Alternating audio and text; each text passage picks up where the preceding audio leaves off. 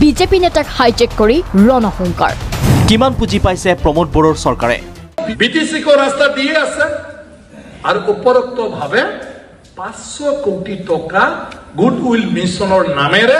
আৰো গাঁৱে গাঁৱে ৰাস্তা বনাবলৈ ৰাজ্য সৰকাৰে পয়সা পঠাইছে বিজেপি আৰ ইউপিপিএল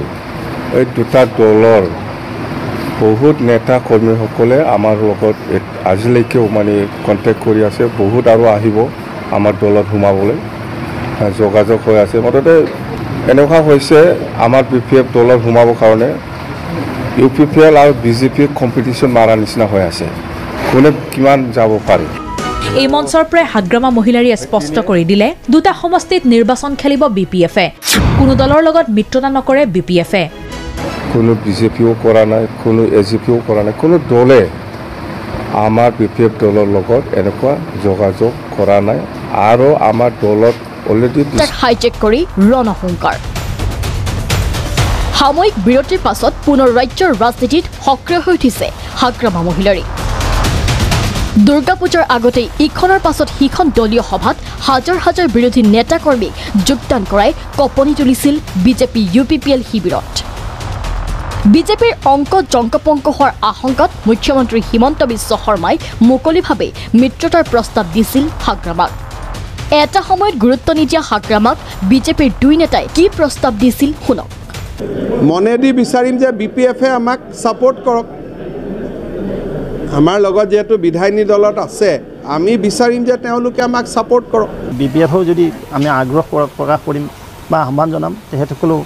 মুৰি উন্নয়নৰ এই যি ধাৰা এই ধাৰাত তেওঁলোকৰ কিছু সহযোগিতা আগবঢ়াব তেওঁলোকৰ পৰা সহযোগিতা আমি বিচাৰিম লক্ষণীয়ভাৱে হাগ্ৰামাকো কিছুদিনলৈ তুলুকা মৰা পৰিলক্ষিত হৈছিল চৰ্চা চলিছিল ৰাজনৈতিক মহলত বিজেপিৰ প্ৰস্তাৱত সন্মতি দিলে নেকি হাগ্ৰামাই কিন্তু দুৰ্গা পূজা দীপাৱলীৰ পাছতে পুনৰ সক্ৰিয় হৈ উঠিল হাগ্ৰামা কুকুৰাঝাৰত ঘটালে বিস্ফোৰণ কঁপি উঠিল বাজপেয়ী ভৱন বিজেপি ইউপিপিএল নেতাক হাইজেক বিজেপি নেতা ৰাজকুমাৰ ব্ৰহ্মৰ বিপিএফত যোগদান লগত বিজেপি ইউপিপিএলৰ আন একাংশ নেতাক আদৰি বিজেপি মিত্ৰজোঁটলৈ ৰাজনৈতিক ৰকেট নিক্ষেপ হাগ্ৰামাৰ পূৰ্বৰ সিদ্ধান্তত অটল বিপিএফ দুটা সমষ্টিত অকলে নিৰ্বাচনলৈ সাজু খাৰো হায়াৰ লৈ পেলাই কোনোবা মানুহৰ হায়াৰ লৈ পেলাই বিপিএফ দল গঠন কৰা নাই আমাৰ দলৰ স্থিতি সেইটো স্পষ্ট যে আমি অকলে নিৰ্বাচন খেলিম আৰু দুটা সমষ্টি 100% আমি জিকি আছে দৰং ওদালগুৰি আৰু কোকৰাঝাৰ দুটা লোকসভা সমষ্টিত কেণ্ডিডেট মাৰ্চত ডিক্লেয়াৰ দিব হাগ্ৰামাৰ এই বিস্ফোৰণৰ সমান্তৰালভাৱে ৰাজকুমাৰ ব্ৰহ্ময়ো ঘটালে আন এটা বিস্ফোৰণ ৰাজকুমাৰৰ আক্ৰমণৰ লক্ষ্য বিশ্বজিৎ দৈমাৰী তেখেতৰ আজি বিজেপিত সোমাই আমাৰ পিছত আহি আমাকে শাসন কৰিব বিচৰা মনে বলেৰে আৰু তেখেতৰ যি সপোন দেখিছে ইয়াতে বিটিচিত চিফ হ'বলৈ আমাৰ বড়ো ৰাইজে তেখেতকো ইমান আখলি ল'ব পৰা নাই যেন ফাট মেলিছে বিজেপি ইউপিপিএলৰ সম্পৰ্কত বিশ্বজিৎ দৈমাৰীয়ে মুছলপুৰত কি মন্তব্য কৰিলে কিমান পুঁজি পাইছে প্ৰমোদ বড়োৰ চৰকাৰে বিটিচিৰ মানুহক যেটো অসমৰ কোনেও নাপায় স্পেশাল কি দিছে 850 কোটি টাকা আৰু হিটো বছৰে 10% বাঢ়ি যাই থাকিব আৰু তাৰ বাদেও ৰাজ্য চৰকাৰৰ পৰা আমাক কি দিছিলে আমাক তো সব ৰাস্তা দিয়ে আছে এমএলএ বিলাকৰ দ্বাৰা বিটিসি কো ৰাস্তা দিয়ে আছে আৰ উপৰোক্ত ভাবে 500 কোটি টাকা গুডউইল মিশনেৰ নামেৰে